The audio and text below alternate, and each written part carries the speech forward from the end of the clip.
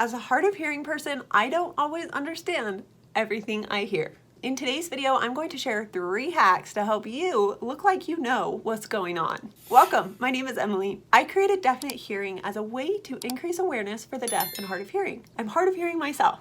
I wear hearing aids and I love them so much. I was diagnosed with my congenital, moderate to severe sensorineural hearing loss at birth. I was fit with hearing aids at 4 months old. So I've had a lot of experience, a lifetime experience, of knowing that I don't always understand what I hear, despite the fact that I wear hearing aids during all waking hours. I hope you stick around to the end of this video because if you do, I'm going to share the rule of thumb of a hearing loss and also a huge tip that helped me understand what I'm hearing. I hope you stick around to the end of the video for those 2 things. All right, so sometimes as a hard of hearing person, you're sick of saying what? Growing up, my sister and I, my sister is also hard of hearing, had daily what counts, where we would share the count of how many times we said what that day. Some days were way better than others. But I just know that as a hard of hearing person, it can be so draining to not always understand what you're hearing, even when you're wearing hearing devices. This is because our brain has to work hard to process this sound and doesn't always do so fluidly, subconsciously. And so here are 3 things that you can do to look like you know what's going on. These tips are great to use when you're tired, you're just dealing with hearing fatigue, and you just want to get through the conversation, but still be a nice, kind, amicable person. Number 1, if you're in a group, defer the question. If someone asks you a question, ask someone else, what do you think? When you hear their answer with the beginning of the person's question, you'll be able to put those together and understand what they said. You can tack something on the end. But as you make the questions and the conversation about the people around you, you talk less. It's less exhausting and you're able to enjoy. Now, as a hard of hearing person, I know that it can be painful to be a spectator in group conversations. These tips today are specifically for those times when you're feeling exhausted and just saying, you know what, I want to be here, I want to be present, but I'm just going to be a fly on the wall and enjoy this. If you're really exhausted and you're loathing the situation, just say, hey, I'm headed home.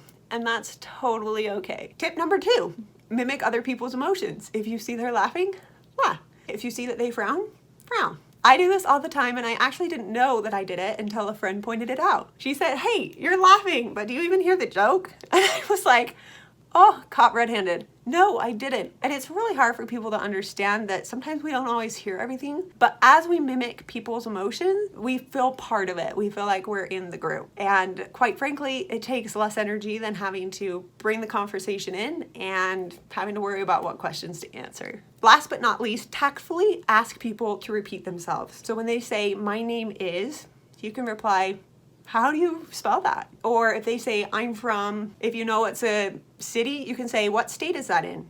Or what country is that? You tactfully ask them to repeat their question. And it works like a dream.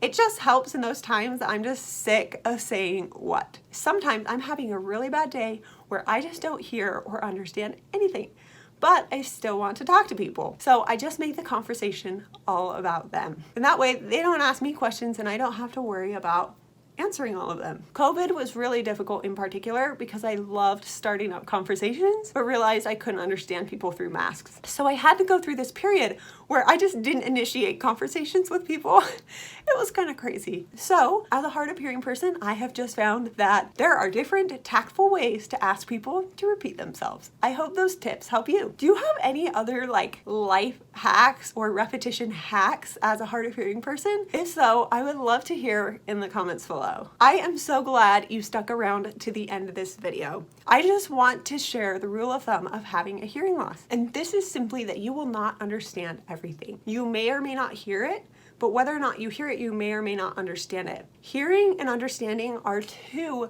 very different things. And I feel like I hear things way more often than I understand them. And this understanding takes energy. And so this leads to my next big tip. This took me years to figure out. In fact, I feel like I didn't understand it until I was in college. The ability to understand as a hard of hearing person is much more involved, I would say, than it is for a hearing person. And therefore, my big tip is make sure you get a good night's sleep. I have noticed that on the days that I had a good night's sleep the night before, I can understand so much better. This is because my brain is always on autocorrect. When people are talking or autofill, I'm trying to be proactive about what I'm hearing, and so I can stay on top of the ball. But I've noticed that my brain can do it a lot more fluently and a lot more automatically if I get a good night's sleep. A good night's sleep for me is 9 hours. I love it. I found that I do even better when I go to bed at about 10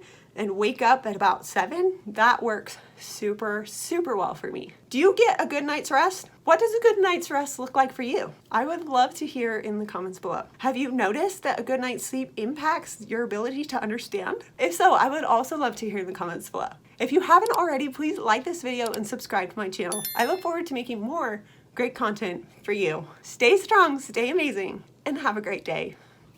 Bye.